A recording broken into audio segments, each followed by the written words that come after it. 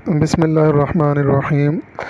Dear students, आज हम इस वीडियो में सेकंड टाइप ऑफ बॉन्ड जो कि आपके सिलेबस में कोवलेंट बॉन्ड, इसको स्टडी करेंगे। तो सबसे पहले इसकी डेफिनेशन पढ़ने से पहले आपको इसका कॉन्सेप्ट देना चाहूँगा।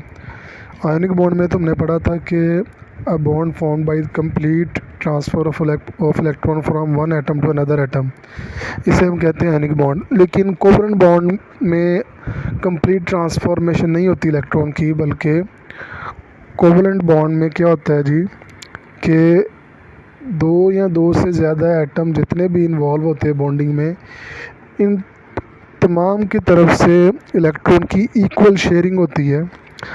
तो ऐसा बॉन्ड जो कि इलेक्ट्रॉन की इक्वल शेयरिंग के साथ बनता है उसे हम कहते हैं कोवलेंट बॉन्ड। और जो इलेक्ट्रॉन आपस में शेयरिंग करते हैं, यानी कि बॉन्ड को बनाने के लिए, ऐसे शेयर्ड पेयर ऑफ इलेक्ट्रॉन को हम कहते हैं बॉन्डिंग पेयर।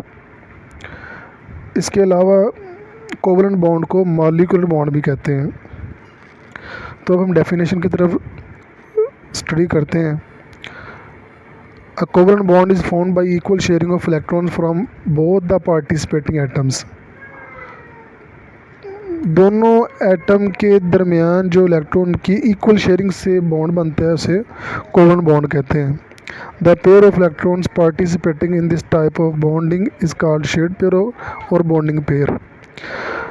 यानी कि इलेक्ट्रॉन का जो पेयर है जो कि बॉन्ड फॉर्मेशन में हिस्सा लेता है उसे हम कहते हैं शेयर्ड पेयर या बॉन्डिंग पेयर, और कोवलेंट बॉन्ड को मॉलिक्यूलर बॉन्ड भी कहते हैं। अच्छा, कोई भी बॉन्ड है ना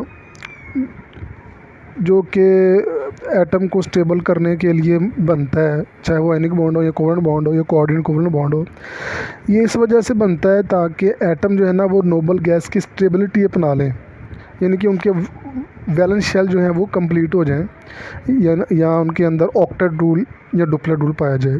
sharing of bonding pairs will ensure that the atoms achieve stability in their outer shell which is similar to the atom of the noble gases. यानी कि शेयरिंग इस वजह से होती है ताकि एटम जो है वो नोबल गैस की इलेक्ट्रॉनिक कन्फिग्रेशन जो है वो हासिल कर लें, इस तरह वो स्टेबल हो जाते हैं। तो नेक्स्ट इसको हम अब डायग्राम से भी इसकी डिफरेंट टाइप्स और इसकी एग्जांपल समझते हैं। अब हम टाइप को डिस्कस करते हैं कोवलेंट बॉन्ड की। आमतौर पर कोवलेंट बॉन्ड की तीन टाइप हैं: single covalent bond, double covalent bond and triple covalent bond.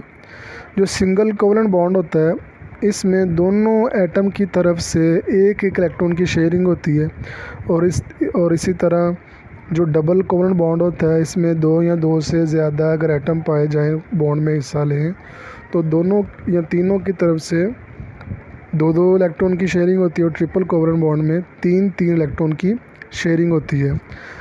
Single covalent bond को एक सिंगल स्ट्रेट लाइन से शो किया जाता है, इसी तरह डबल कोवलेंट बॉन्ड को डबल लाइन से और ट्रिपल कोवलेंट बॉन्ड को ट्रिपल लाइन से शो किया जाता है। अच्छा, ये आपके सामने डायग्राम है सिंगल कोवलेंट बॉन्ड की। मोस्ट लेफ़्ट साइड पर हाइड्रोजन का दो एटम जब आपस में मिलते हैं तो ये आपस में स्टेबल हो जाते हैं। असल में जो हाइड्रोजन एटम है ना, इसके एक ही शेल है और इसके एक शेल के अंदर एक इलेक्ट्रॉन पाया जाता है, यानी कि इसका एटॉमिक नंबर 1 है। तो जब दो हाइड्रोजन आपस में कंबाइन होंगे ना, तो इनके दोनों की तरफ से एक एक इलेक्ट्रॉन शेयर होगा। तो इस तरह इनके वैलेंस शेल में ना दो इलेक्ट्रॉन आ जाएंगे।